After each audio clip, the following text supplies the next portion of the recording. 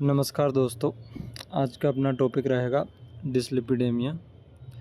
Dyslipidemia यानी कि दोस्तों लिपिड्स जब एबनॉर्मल हो जाते हैं तो उस कंडीशन को अपन डिसलिपिडेमिया कहते हैं। इससे पहले थोड़ा अपन लिपिड्स के बारे में जान लेते हैं। लिपिड्स क्या होता है दोस्तों? ट्राइग्लिसराइड और कोलेस्ट्रॉल को अपन लिपिड्स कहते हैं। कोलेस्ट्रॉल क्या करता है दोस्तों? लिवर में इसका फॉर्मेशन होता है, बाइल जूस के फॉर्मेशन में ये हेल्प करता है और बाइल के साथ ही ये बनता है। साथ ही साथ दोस्तों ये हार्मोन्स को रेगुलेशन में भी मदद करता है। और दोस्तों ये 3 तरह का होता है, HDL, LDL, VLDL। HDL यानी कि high density lipoprotein, low density lipoprotein, very low density lipoprotein. HDL को गुड कोलेस्ट्रॉल बोलते हैं दोस्तों। बाकी के जो VLDL है और LDL है इनको बैड कोलेस्ट्रॉल बोलते हैं। गुड कोलेस्ट्रॉल HDL को इसलिए बोलते हैं क्योंकि दोस्तों वह HDL जो रहता है इन बैड कोलेस्ट्रॉल को अपनी बॉडी से निकालने का काम करता है। इसीलिए दोस्तों कहते हैं कि HDL का लेवल आपके बॉडी में अच्छा होना चाहिए, मेंटेन होना चाहिए। और दोस्तों वहीं जब HDL का लेवल डाउन चला जाता है तो ये जो VLD और LDL है, HDL उनको नहीं निकाल पाता, इंटेस्टाइन तक नहीं ला पाता, यूरिन और स्टूल के मार्ग से नहीं निकाल पाता। तो दोस्तों ये सबसे पहले अटैक करते हैं अपनी कोरोनरी आर्टरीज़ पे, यानी कि दिल की जो धमनियाँ होती है उनमें जाके ये VLDL और LDL नाम के दोनों कोलेस्ट्रॉल जमा हो जाते हैं। तो ये होता है दोस्तों कोलेस्ट्रॉल की कहानी। वहीं ट्राइग्लिसराइड क्या होते हैं दोस्तों? ये फैट से टूट के बनते हैं ट्राइग्लिसराइड।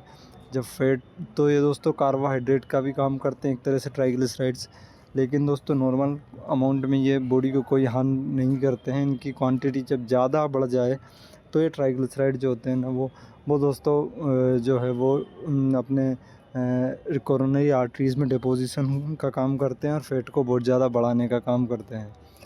दोस्तों ट्राइग्लिसराइड जो रहता है ये भी आपके बॉडी को मेटाबॉलिज्म में हेल्प करता है, ब्लड क्लॉटिंग में भी हेल्प करता है, हार्मोन रेगुलेशन करवाता है और साथ ही ये लिपिड्स जो रहते हैं ये सेल मेम्ब्रेन का फॉर्मेशन में भी मददगार होते हैं।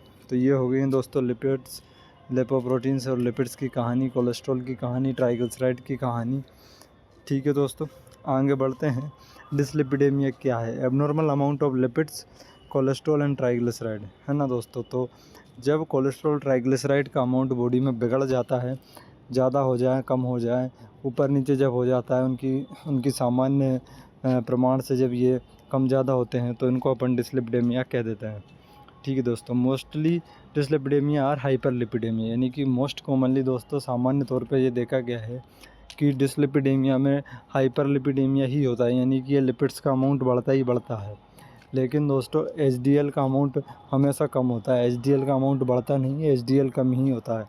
VLDL और LDL का अमाउंट बढ़ता है। ठीक है दोस्तों, और दूसरी तरफ अपन देखें ट्राइग्लिसराइड, उसका भी अमाउंट बढ़ता ही है।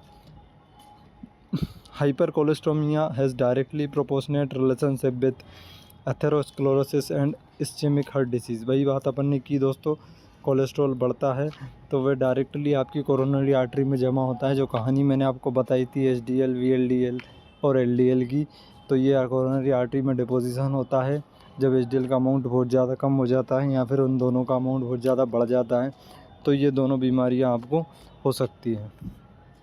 आगे बढ़ते हैं दोस्तों। कारण क्या रहते हैं? प्राइमरी जेनेटिक कारण बताया गया है कि जेनेटिक का वजह से ये दोनों चीज़ें बढ़ जाती हैं।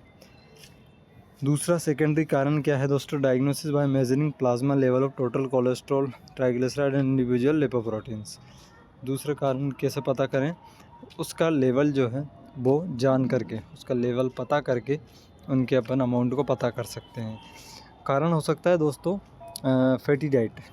फैटी डाइट और ऐसी डाइट जिसमें चिकनाहट बहुत ज़्यादा रहती है, जैसे कि चीज़ हो गया, ऑयल हो गया, ये जो बटर है जो अपन बाहर से लेते हैं ये बटर हो गया है। इसके अलावा दोस्तों जो तेल की जो बहुत ज़्यादा चीज़ें हैं, जो मूंगफली के दाने बहुत ज़्यादा, और जो हैं दोस्तों अपन कह सकते हैं कि ये आलमंड्स एंड सीड्स, इन सभी में जो होता है ट्राइग्लिसराइड ज़्यादा रहता है। डेयरी प्रोडक्ट्स बहुत ज़्यादा कंज्यूम करोगे तो उनमें भी रहता है, बहुत ज़्यादा नहीं, नॉर्मल लेवल पे आप करना है। भैंस के घी बहुत ज़्यादा आप लेना है, भैंस का दूध बहुत ज़्यादा लेना। तो भैंस का दूध गाढ़ा होता है, उसमें स्निग्धता ज़्यादा होती है, चिकनाहट ज़्यादा होती है दोस्तों, है ना। ये है, और इसके साथ साथ और भी बहुत चीज़ें हैं, बेसन, मैदा, ये सब भी चीज़ें भी ये काम करती है। नॉर्मल वैल्यूज़ जान लेते हैं दोस्तों कोलेस्ट्रॉल की। 200 mg पर डेसीलीटर। 200 mg पर डेसीलीटर से कम ही कोलेस्ट्रॉल लेना चाहिए और ट्राइग्लिसराइड 150 से कम। याद रहे दोस्तों, कोलेस्ट्रॉल 200 से कम, ट्राइग्लिसराइड 150 से कम। इसके बाद HDL हाई डेंसिटी लिपोप्रोटीन 40 से ज़्यादा होना चाहिए। HDL 40 से ज़्यादा होना चाहिए। BDL लो डेंसिटी लिपोप्रोटीन कितना होना चाहिए? लेस देन 160 mg पर डेसीलीटर। 160 से कम होना चाहिए VDL और 30 से कम होना चाहिए VLDL। अब दोस्तों आप अनुमान लगाइए कि VLDL कितना ख़तरनाक है, जिसका अमाउंट अपन ने 30 से भी कम बताया है। ये 30 से भी ज़्यादा नहीं होना चाहिए। आगे बढ़ते हैं दोस्तों कि HDL बनता कहाँ पे है। HDL बनता है लिवर और इंटेस्टाइन में। इसका अमाउंट की अपन ने बात कर ली है, 40 से ज़्यादा होना चाहिए। ये क्या काम करता है? प्रोटेक्शन का काम करता है, बचाता है। कैसे बचाता है? अपन ने बताया है LDL और VLDL को बाहर निकाल के बॉडी को बचाता है इन दोनों से। दूसरा LDL, इसका फॉर्मेशन बस लिवर में होता है। इसके अमाउंट जो होता है वो 160 से ज़्यादा होता है। माफ़ की दोस्तों, 160 से कम होना चाहिए। माफ़ी चाहता हूँ, 160 से दोस्तों कम होना चाहिए। और इसका क्या फंक्शन है? इसका कोई फंक्शन नहीं है दोस्तों, बस ये है कि ये कम रहना चाहिए। VLDL क्या है दोस्तों? इंटेस्टाइन और लिवर दोनों में बनता है। इसका अमाउंट जो है वो 30 से कम होना चाहिए और लेस मार्क, यानी कि इतना जो है वो ख़तरनाक नहीं है। और LDL जो मैक्सिमम मार्क है, यानी कि ये बहुत ज़्यादा ख़तरनाक है। मेजर क्लास ऑफ लिपोप्रोटीन, 3 अपन ने क्लास बताई थी HDL लिपोप्रोटीन की। High density lipoprotein is protective against atherosclerosis, इसीलिए ऐसे दोस्तों गुड कोलेस्ट्रॉल कहा जाता है, क्योंकि ये ब्लड में जो है माफ़ कीजिए आपकी जो दिल की जो नसें हैं उनमें क्लॉट नहीं होने देता, खून को जमने नहीं देता, थक्का नहीं बनने देता है, इसलिए इसको प्रोटेक्शन वाला कहा गया है। दूसरा आता है LDL, ये मैक्सिमम एसोसिएट होता है एथेरोस्क्लेरोसिस से, इसीलिए इसे बैड कोलेस्ट्रॉल कहा है। ये सबसे ज़्यादा कारण जो होता है वो दिल की बीमारियों में खून जमने का, जैसे अपन कहते हैं बैड कोलेस्ट्रॉल, यही सबसे ज़्यादा कारण होता है इसका। VLDL जो होता है दोस्तों ये कम है, ये उतना नहीं है LDL जितना ख़तरनाक नहीं माना जाता, पर है उसका साथी है ये। मैनेजमेंट की बात करें दोस्तों तो NCEP की जो गाइडलाइंस रिकमेंडेड की गई उसमें सबसे पहला पॉइंट है डाइट मॉडिफिकेशन का, जो अपन ने पहले ही बात कर चुके हैं। डाइट किस तरह की आपको लेनी है, डेयरी प्रोडक्ट बंद करने हैं, भैंस से रिलेटेड, भैंस का दूध, भैंस का घी, भैंस का तो कुछ लेना ही नहीं है। दूध और दही तो आपको पूरी तरह से अवॉइड करना है, चाहे वो किसी भी जो है ना वो कैटल्स का हो, वो आपको अवॉइड करना है। साथ ही साथ दोस्तों आप दूध लें, गाय का दूध लें, कोई दिक्कत नहीं होगी। गाय का घी ले, कोई भी दिक्कत नहीं होगी।